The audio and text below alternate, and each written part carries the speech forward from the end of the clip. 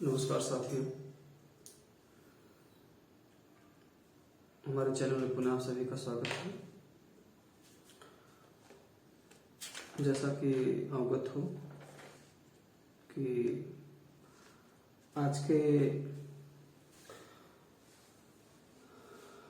Online class में एक नए चैप्टर के साथ उपस्थित हूँ। संविधान के महत्वपूर्ण अनुच्छेद, इसी विषय पर चर्चा हो रही है। लगभग इसके आज के क्लास में भाग 4 के नाम से ये जारी किया जा रहा है। तो इसमें संविधान के महत्वपूर्ण अनुच्छेद में भाग 1, भाग 2, भाग 3 पर चर्चा हो गई थी। आज भाग 4 के विषय में चर्चा करते हैं। देखिए, संविधान में निहित या विहित जो 22 भाग हैं, उस भाग की चर्चा नहीं कर रहा हूं मैं, क्योंकि संविधान में जो अनुच्छेद 1 से लेकर के 395 तक जो वर्णन किया गया है, इसके अंतर्गत जो महत्वपूर्ण अनुच्छेद हैं, इस महत्वपूर्ण अनुच्छेदों में जो भी जैसे इसमें भाग हमने बना दिया है कि जैसे 1 से लेकर के अनुच्छेद 24 तक एक भाग में कर दिया हमने, केवल पढ़ाने की पढ़ाने की सुविधा के लिए ही ऐसा किया गया है ना। तो भाग को ऐसा नहीं समझिएगा, ये भाग मतलब पार्ट की बात हो रही है। तो 2, 4, 5 भाग में इसको विभाजित करके मैं पढ़ा रहा हूँ। तो आज जो है महत्वपूर्ण जो अनुच्छेद हैं, उसके अंतर्गत यानी कि पार्ट जो है ये भाग 4 के नाम से जाना जा रहा है। आज देखेंगे, पिछली क्लास में मैंने अनुच्छेद 78 की चर्चा किया था ना। आज जो है अनुच्छेद 79 यानी कि अनुच्छेद 79 की चर्चा करते हैं, है ना। तो अनुच्छेद 79 क्या कहता है? संसद का गठन, है ना। यानी कि जो देश का सर्वोच्च स्तंभ है संसद का गठन कैसे होता है? तो संसद के गठन में कौन कौन भाग लेता है आप जानते ही होंगे, है ना। तो संसद के गठन में कौन कौन भाग लेता है देखते हैं। संसद का गठन कैसे होता है? तो संसद के भी 3 भाग हैं, है ना। इसका जो गठन होता है, लोकसभा, धन राज्यसभा, और धन राष्ट्रपति, ठीक है ना। तो संसद कैसे बनती है? संसद के 3 भाग हैं, लोकसभा, राज्यसभा और राष्ट्रपति। तीनों मिलकर के ही संसद का गठन या संसद का निर्माण होता है। तो संसद के गठन का प्रावधान किया गया है अनुच्छेद 79 में, ठीक है ना। उसके बाद अनुच्छेद 80 है। तो अनुच्छेद 80 में क्या है? राज्यसभा की संरचना, यानी कि राज्यसभा की संरचना कैसी होगी, इसके विषय में चर्चा किया गया है अनुच्छेद 80 के अंतर्गत। तो जैसा कि आप जानते भी होंगे कि राज्यसभा की जो संरचना है, जो स्वरूप है, तो राज्यसभा में कितने सदस्य होते हैं? तो राज्यसभा में अधिकतम कितने सदस्य हैं? राज्यसभा में अधिकतम कितने सदस्य हैं? कितने सदस्य हैं? 250, ठीक है ना। अधिकतम 250 है, न्यूनतम 245। वर्तमान में यानी 245 पे निर्वाचन होता है। तो 245 विभिन्न राज्यों के प्रतिनिधि शामिल होते हैं। तो राज्यसभा की संरचना यानी कि अनुच्छेद 80 कहता है, ठीक है ना। तो राज्यसभा की संरचना के विषय में चर्चा की गई है। अगला है अनुच्छेद 81, लोकसभा की संरचना। तो लोकसभा के विषय में जानते ही होंगे, है ना। तो लोकसभा जो है यह संसद का निम्न सदन है ना, जानते भी हैं। तो निम्न सदन है ये, क्योंकि राज्यसभा उच्च सदन था। तो लोकसभा जो निम्न सदन है, तो लोकसभा की संरचना कैसी होगी, इसका स्वरूप कैसा होगा? तो लोकसभा में अधिकतम सदस्यों की संख्या कितनी है भारत में? 552 जो है अधिकतम है ना। और न्यूनतम कितनी है? 545। जो निर्वाचन होता है 545, ठीक है ना। तो ये न्यूनतम संख्या है लोकसभा की।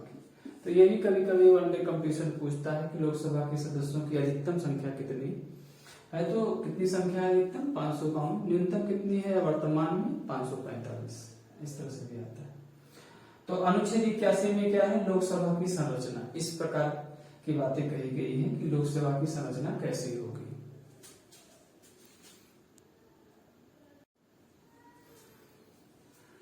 इसके बाद देखते हैं अनुच्छेद 87।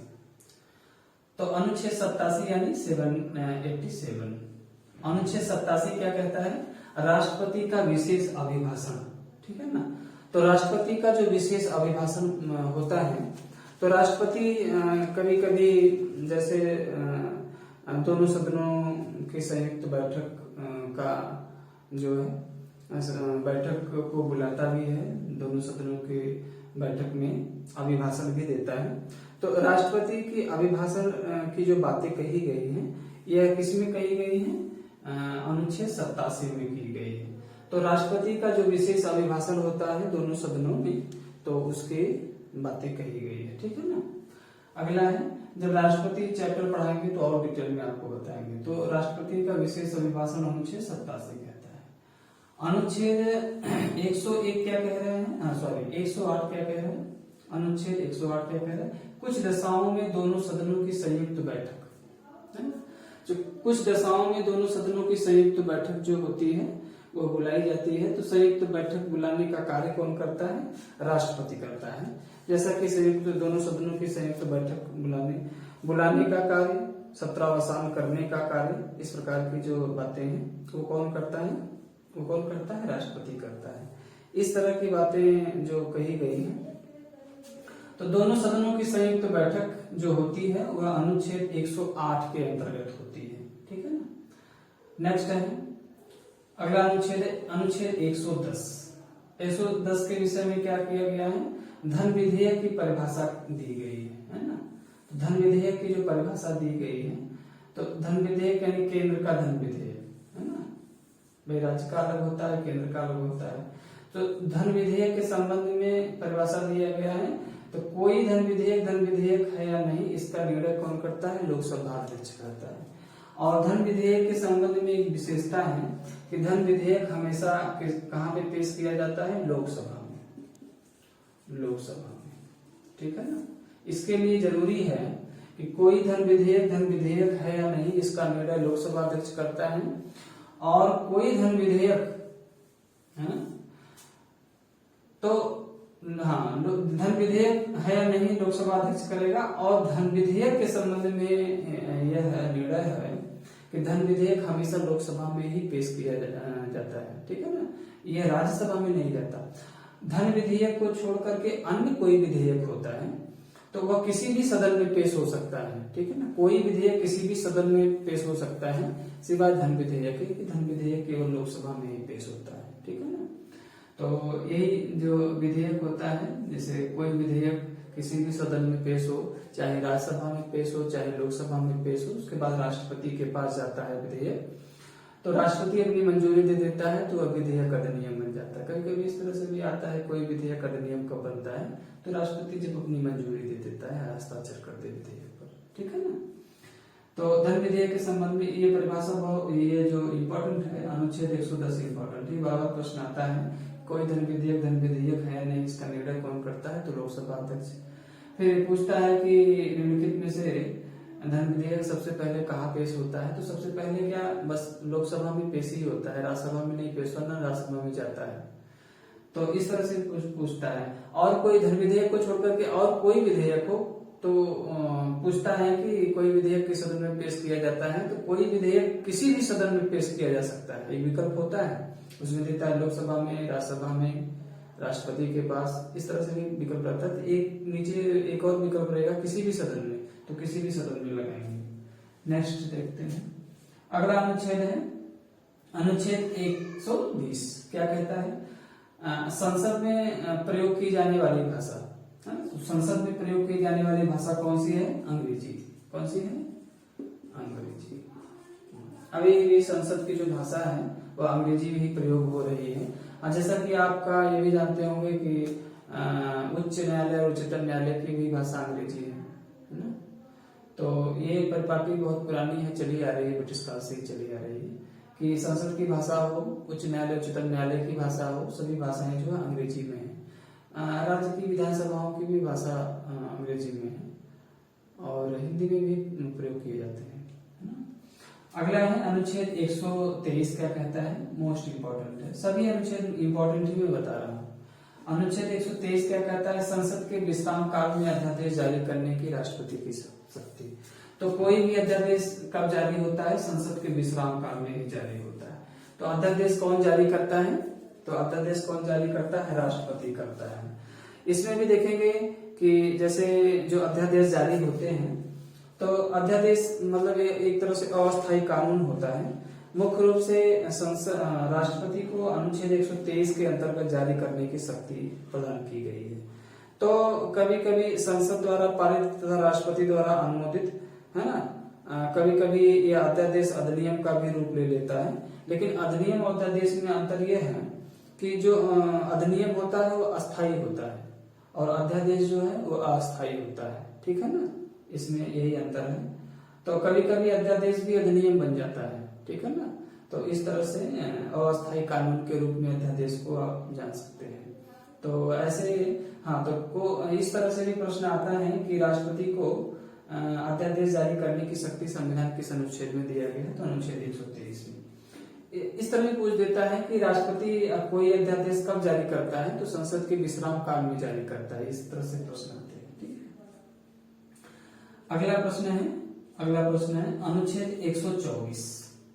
124 में क्या है कि उच्चतम न्यायालय की स्थापना और गठन, जो आपका सुप्रीम कोर्ट है, इसकी स्थापना गठन के संबंध में प्रावधान किया गया है। अगला है अनुच्छेद 126 कार्यकारी मुख्य न्यायाधीश की नियुक्ति। तो कार्यकारी मुख्य न्यायाधीश की नियुक्ति यदि सर्वोच्च न्यायालय का मुख्य न्यायाधीश अनुपस्थित हो, तो ऐसी स्थिति में अनुच्छेद 126 के अंतर्गत कार्यकारी मुख्य न्यायाधीश की नियुक्ति की जा सकती है।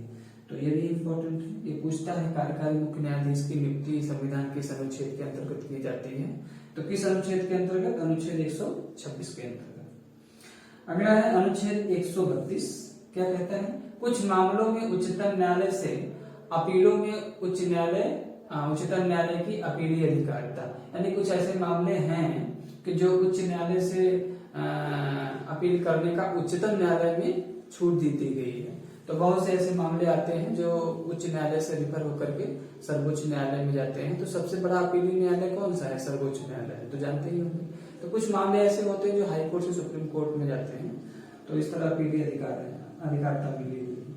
अगला है अनुच्छेद 136 क्या कहता है, अपील के लिए उच्चतम न्यायालय की विशेष अधिकारिता, यानी कि जैसे विशेष अधिकारिता दी गई है उच्चतम न्यायालय को कि विशेष अपील या मुख्य रूप से अपील आप सर्वोच्च न्यायालय भी कर सकते हैं। जैसे हाई कोर्ट का कोई मामला अगर रिफर हो गया हो, तो ऐसे जो आपका सर्वोच्च अदालत है वहां पे आप उच्चतम न्यायालय में विशेष अधिकारिता मिली हुई है कि आप अपील कर सकते हैं। अगला है अनुच्छेद 137 दिया है। अनुच्छेद 137 क्या कहता है कि निर्णय या आदेशों का उच्चतम न्यायालय द्वारा पुनराविलोकन। तो पुनराविलोकन की जो शक्ति प्राप्त है ये सर्वोच्च न्यायालय को अनुच्छेद 137 के अंतर्गत प्राप्त है। जैसे कभी कभी आप हाई कोर्ट या सुप्रीम कोर्ट के निर्णय से खुश नहीं है, या ऐसा भी आपको लगता है कि उच्च न्यायालय या उच्चतम न्यायालय का निर्णय सही नहीं है, तो पुनराविलोकन यानी न्यायिक पुनराविलोकन की शक्ति जो है ये प्राप्त है। पुनः विचार याचिका आप दायर कर सकते हैं। तो पुनर्विचार याचिका में उच्च न्यायालय या उच्चतम न्यायालय में सुनवाई की जाती है। तो जैसा कि आप सुनते भी होंगे कि दूसरी बेंच में या सेकंड बेंच में इस तरह से सुनवाई हुई तो मामला जो है बदल गया, इस तरह के मामले सुनते हैं। तो सर्वोच्च न्यायालय हो या उच्च न्यायालय के निर्णय से आप खुश नहीं है, तो न्यायिक पुनराविलोकन या पुनराविलोकन की शक्ति आपको प्राप्त है कि पुनर्विचार याचिका दायर कर सकते हैं। तो अनुच्छेद 137 के अंतर्गत है। अगला है अनुच्छेद 143 क्या कहता है, अनुच्छेद 143 कहता है उच्चतम न्यायालय से परामर्श करने की राष्ट्रपति की शक्ति, है ना। तो वही सर्वोच्च पद तो है ही राष्ट्रपति। तो राष्ट्रपति को यह अधिकार है कि उच्चतम न्यायालय के निर्णय से या उच्चतम न्यायालय के न्यायाधीश से या उच्चतम न्यायालय के मुख्य न्यायाधीश से परामर्श राष्ट्रपति किसी भी मामले में कर सकता है। न्यायिक मामले में यानी कि किसी भी न्यायिक मामले में उच्चतम न्यायालय यानी सुप्रीम कोर्ट के न्यायाधीश या मुख्य न्यायाधीश से परामर्श करने की राष्ट्रपति को शक्ति प्राप्त है।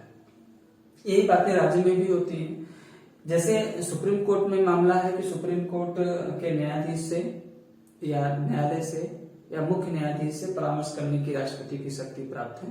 उसी तरह राज्यों में भी है कि जो हाई कोर्ट है तो हाई कोर्ट से परामर्श करने की राज्यपाल की भी शक्ति दी गई है कि राज्य का राज्यपाल भी हाई कोर्ट के न्यायाधीश से या न्यायालय से या मुख्य न्यायाधीश से परामर्श कर सकता है। इस तरह के बातें हैं। अगला है अनुच्छेद 148 क्या कहता है। 148 कहता है भारत का नियंत्रक व महालेखा परीक्षक, है ना। तो भारत का नियंत्रक महालेखा परीक्षक यानी सॉलिसिटर जनरल ऑफ इंडिया, है ना। तो सॉलिसिटर जनरल ऑफ इंडिया यानी नियंत्रक एवं महालेखा परीक्षक, है ना। तो ये नियंत्रक व महालेखा परीक्षक जो होता है मुख्य रूप से जो भारत सरकार के फाइनेंशियल जो लेखा परीक्षा होती है, वित्त की लेन देन की बातें होती हैं, ये सभी बातें ये जानता है। मुख्य रूप से जैसे संचित निधि की देखरेख करना या वित्त से संबंधित कोई लेखा जोखा करना है तो नियंत्रक वहां महालेखा परीक्षक ही करता है। ठीक है ना। इस तरह से प्रश्न बराबर आते हैं। तो देखिए इसके भाग 4 के अंतर्गत जितने महत्वपूर्ण अनुच्छेद हैं उसी की चर्चा किया जा रहा है। ठीक है ना। आपको इधर उधर भटकाने की प्रयास नहीं किया जा रहा है और सेम मेरा दावा है 100% ऐसे इसी अनुच्छेदों के बीच से प्रश्न आते हैं, बराबर आते हैं और इससे इतर पूछ ही नहीं सकता वो, बराबर एक तरह का प्रश्न देता है। जैसे अनुच्छेद 79 दिया है संसद का गठन 80, 81, 87, 108, 110, 120, 123, 124, 126, 132, 136, 137, 143, 148। तो ये जितने महत्वपूर्ण अनुच्छेद हैं इसी के बीच में चर्चा किया गया है। फिर अगली क्लास में पुनः उपस्थित होंगे। तब तक के लिए बहुत बहुत धन्यवाद, बहुत बहुत शुभकामनाएं।